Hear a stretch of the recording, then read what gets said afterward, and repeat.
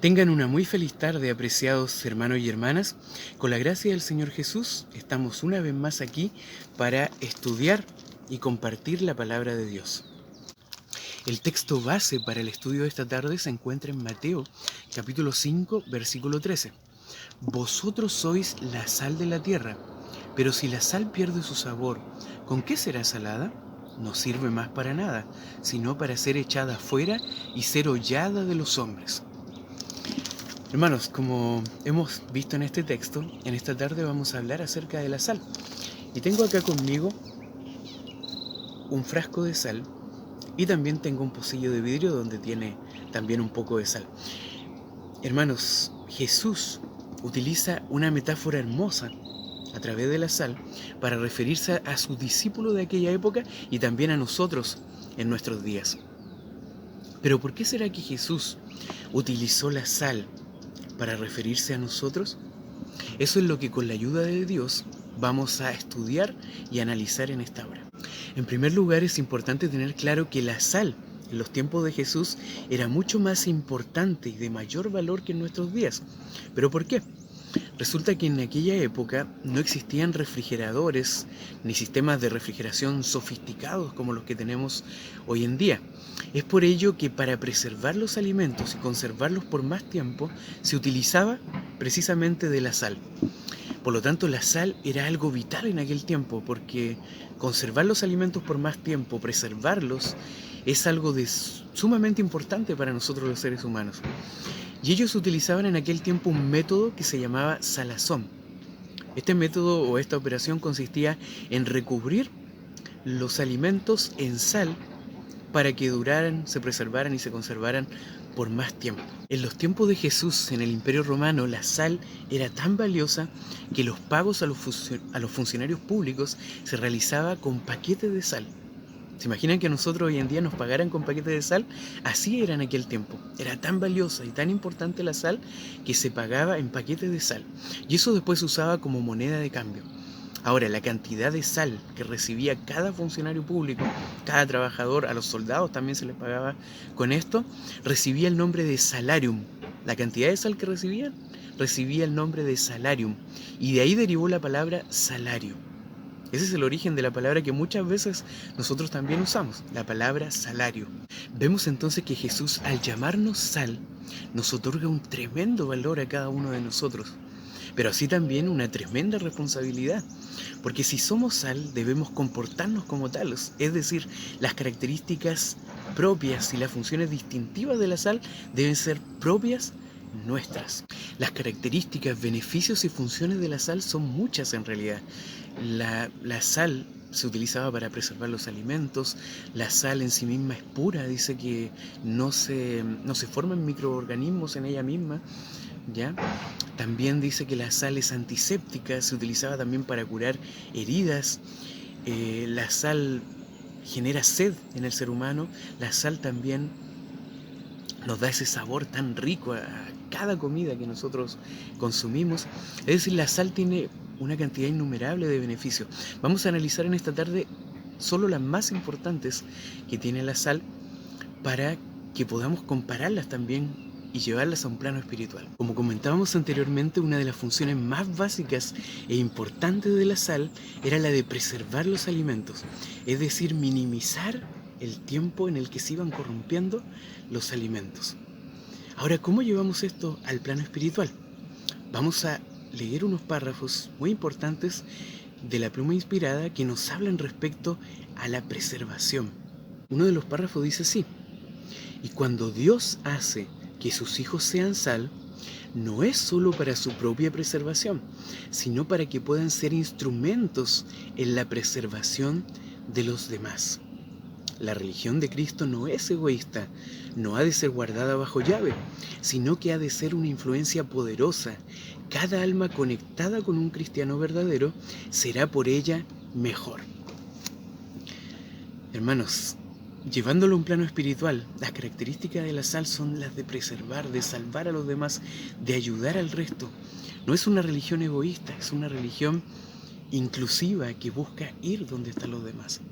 Ahora no nos podemos quedar encerrados entonces en este frasco, sino que la sal debe salir de su cómodo recipiente para salar y poder preservar y ayudar a otros. La única forma de que la sal pueda causar su efecto es entrando en contacto con los demás. Otro párrafo dice así: la sal tiene que unirse con la materia a la cual se le añade, tiene que entrar e infiltrarse para preservar. Así, por el trato personal, llega hasta los hombres el poder salvador del Evangelio. La influencia personal es un poder. Tenemos que acercarnos a los que queremos mejorar. Hermanos, ¿debemos alejarnos de las personas? No. Todo lo contrario, debemos acercarnos a ellas para que por nuestra influencia, nuestro ejemplo, nuestros principios, ellos puedan llegar a ser mejores, teniendo a Cristo obviamente en nuestros corazones. Hay otro párrafo, hermanos, que dice lo siguiente: si los que sirven a Dios fuesen quitados de la tierra y su espíritu se retirase de entre los hombres, este mundo quedaría en desolación y destrucción, como fruto del dominio de Satanás. Aunque los impíos no lo saben, deben aún las bendiciones de esta vida a la presencia en el mundo del pueblo de Dios, al cual desprecian y oprimen. Si los cristianos lo son de nombre solamente, son como la sal que ha perdido su sabor. No tienen influencia para el bien en el mundo, y por su falsa representación de Dios, son peores que los incrédulos del mundo. Hermanos, muchas veces por la presencia de nosotros, si estamos unidos a Dios y si estamos siendo fieles y leales a Él, traemos vida a los demás, ¿ya? No sé si se acuerdan del caso de cuando estaba Abraham conversando con Jesús, con Dios, y Dios le dice: si hubieran allí en la ciudad de Sodoma tan solo 10 justos, por amor a ellos, no destruiría la ciudad. Me recuerdo también de otro evento donde Pablo iba en una embarcación y toda la tripulación se salvó gracias a la presencia de Pablo. Y también hago un contraste totalmente lo opuesto, lo que sucedió con Jonás, que toda la tripulación de su embarcación estuvo en peligro, peligró su vida por causa de Jonás. Entonces yo les pregunto, ¿estamos siendo sal? ¿Estamos preservando, ayudando a los demás con nuestro ejemplo, predicando, con nuestros principios, haciendo asistencia social, ayudando a los demás, interesándonos en sus problemas, desinteresadamente en poder ayudar y amar a nuestro prójimo? Hermanos, otra característica sumamente importante de la sal es su sabor. Jesús nos habla de que la esencia de la sal es el sabor que da. Y nosotros cuando escuchamos hablar de la sal, no pensamos en la preservación de los alimentos y todo eso, sino que lo primero que se nos viene a la mente son las ricas comidas que son sazonadas con esta sal que a diario usamos. Es algo familiar, es algo común para cada uno de nosotros, es algo que siempre está presente en nuestras mesas, es algo que no falta en casi ningún hogar. Así es de importante la sal. Yo creo que todos hemos comprobado también la importancia de la sal, cómo es que una pizca de sal que nosotros pongamos en los alimentos, en una sopa, en una comida que nosotros vayamos a consumir, cambia totalmente el gusto. Entonces en cada almuerzo está presente la sal. De nada sirve que estén todos los demás condimentos si no está presente este ingrediente que es la sal. También he escuchado de algunos chefs que ellos mencionan que no solo para las comidas saladas sirve la sal, sino que también en ciertos dulces muy sofisticados que ellos preparan, también adicionan unas pizcas de sal para darle ese toque final, ese sabor especial que va a tener ese dulce o ese pastel que ellos están preparando. Pero ¿cómo podemos llevar todo esto a un plano espiritual nuevamente? Hermanos, así como una pizca de sal, algunas pizcas de sal pueden cambiar el sabor completo de una comida, de los alimentos, así también un solo cristiano puede cambiar completamente su ambiente laboral, su ambiente familiar, su ambiente vecinal, el lugar donde él se encuentre, donde hay dolor, donde hay aflicción, donde hay tristeza. Él puede llevar alegría, felicidad, esperanza, consuelo en los momentos difíciles. Hermanos, dice que cuando Jesús estaba presente en un lugar, todos eran más felices con su presencia. Yo les pregunto, cuando nosotros estamos presentes en un lugar, ¿los demás son más felices con nuestra presencia o no? ¿Llevamos simpatía, llevamos alegría a las personas con las cuales nos relacionamos? Hermanos, a veces nuestras palabras, lo que hablamos o la forma en que hablamos, tiene un sabor tan rico, tan especial, tan agradable, pero en otras ocasiones tiene un sabor también, puede tener un sabor tan amargo. Es por ello que Pablo en su epístola a los Colosenses, Colosenses capítulo 4, versículo 6 dice: sea vuestra palabra siempre con gracia, sazonada con sal, para que sepáis cómo debéis responder a cada uno. ¿Cómo deben ser nuestras palabras entonces? Sazonadas con, siempre llevando un poco de sal. Pero ¿cómo son nuestras palabras muchas veces? Hermanos, son sumamente importantes las palabras que decimos, y no solo las palabras, sino la forma en que las decimos. A veces hacemos bromas muy pesadas. Tratamos de hacernos los simpáticos con ciertas cosas, pero al final resultan desagradables para los demás. Podemos hacer bromas que son muy hirientes para ciertas personas, o que esa persona está pasando por un momento muy difícil en su vida, está muy sensible, y cualquier broma pesada, cualquier cosa, le afecta más de lo que nosotros podemos pensar. ¿A cuántos habremos alejado, hermanos, de la iglesia y de Cristo a causa de nuestras palabras inoportunas, a causa de nuestras bromas pesadas? Pongo como ejemplo lo siguiente. Bueno, en el contexto, cuando nos reuníamos en la iglesia, íbamos al templo y todo eso, un ejemplo bastante recurrente. Una persona que después de mucho tiempo sin ir a la iglesia, llega un día en que esa persona va. Y llega un hermano que le dice: hermanito, ¿a usted se le había perdido la dirección de la iglesia? Hermano, es una broma, pero una broma de muy mal gusto, una broma muy pesada, que puede llegar a que esa persona no tenga ganas de volver nunca más a la iglesia. ¿Quién sabe por todos los problemas porque esa persona ha pasado y no ha podido ir a la iglesia por ello? Y llega esta persona, le dice eso, y con eso la mata. O a veces nuestras palabras van enfocadas en los defectos de las otras personas. Por ejemplo, nuestras primeras palabras hacia un hermano o una hermana son: oh, que estás más gorda, estás más flaca, estás aquí, estás allá, tienes tal defecto físico, te pasó esto. Hermanos, nuestras palabras no sabemos la magnitud o lo amplio que pueden llegar a ser las palabras que nosotros decimos.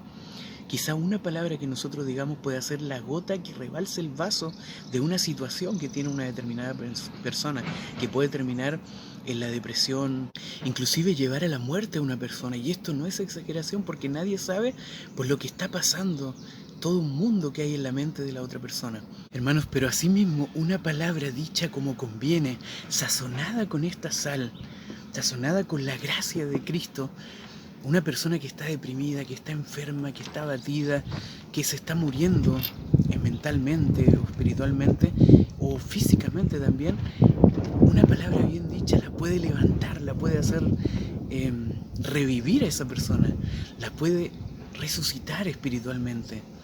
Hermanos, cuán importantes son nuestras palabras y la forma en que las decimos. Hermanos, todo lo que hemos hablado acerca de la sal es muy lindo, pero ¿saben qué? La sal tiene un gran peligro. Y ese peligro es que esa sal se puede desvanecer. Como dice la segunda parte del versículo de Mateo 5:13, dice: pero si la sal se desvaneciere, ¿con qué será salada? No sirve más para nada, sino para ser echada afuera y hollada, es decir, pisoteada por los hombres. Hermanos, pero ¿cómo le puede ocurrir esto a la sal? Dice que en el tiempo de los judíos, ellos muchas veces la sal la almacenaban en una habitación con piso de tierra, y dejaban ahí la sal, iban depositando sal, y la parte de la sal que estaba más en contacto con la tierra y con la humedad, porque eso se iba humedeciendo, dice que pasaba tanto tiempo de esa forma que la sal iba perdiendo su sabor.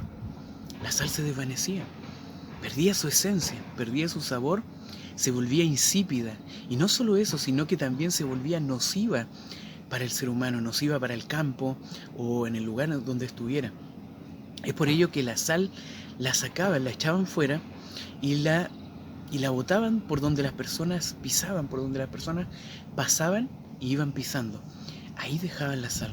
Es por ello que cuando Jesús les cuenta y les habla de la sal a los discípulos y a todas las personas que estaban ahí, Ellos podían ver las largas franjas de sal que estaban tiradas en el suelo y por donde las personas pisaban. Pero ¿cómo es que la sal se desvanece? ¿Cómo es que pasa esto? Hablando en términos químicos, dice que la sal es un elemento químicamente estable, por lo que no debería cambiar, por lo que no debería ser alterado, a menos que haya una alteración química. ¿Cómo se puede producir esta alteración química? Sustancias externas a la sal que la contaminan. Por ejemplo, acá tengo esta sal en este pocillo, y si yo le empiezo a echar sustancias externas a la sal, le empiezo a echar barro, le empiezo a echar varias cucharadas de barro, además le adiciono tierra negra, basura le empiezo a echar y le pongo varias sustancias que son externas a la sal, la lleno con eso y también le agrego un poco de agua, es decir, va a estar húmedo.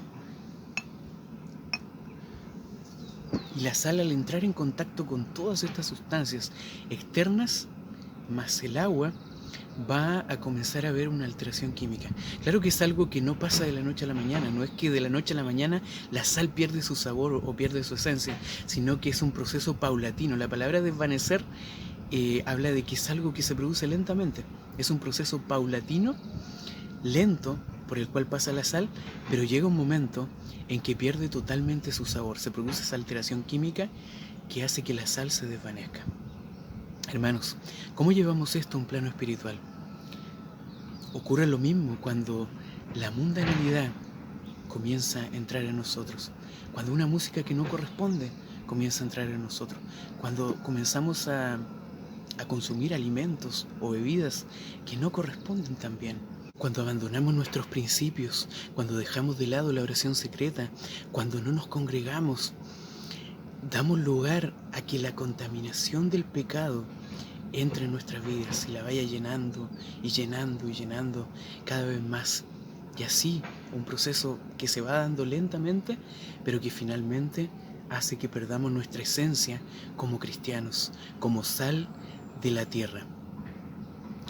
Tal vez estoy hablando para alguien que perdió su sabor, que hace mucho tiempo ya no da sabor, que perdió su esencia, que perdió lo que originalmente fue hecho por Dios mismo, que es darnos ese sabor, esa gracia espiritual.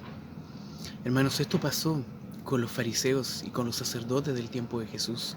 Ellos llevaban una religión formalista, sin vida, llena de tradiciones, pero Cristo no estaba ahí. Hermanos, tal vez estamos haciendo lo mismo. Tal vez llevamos una religión sin Cristo.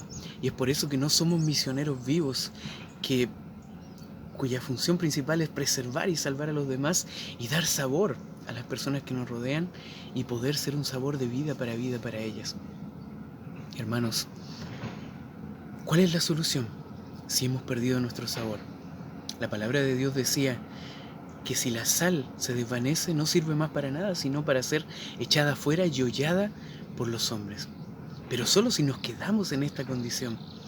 Pero si nosotros volvemos a la fuente, que es Cristo, vamos a poder volver a ser una sal pura, una sal purificada por la sangre de Cristo, que va a ser una influencia poderosísima para el bien de los demás.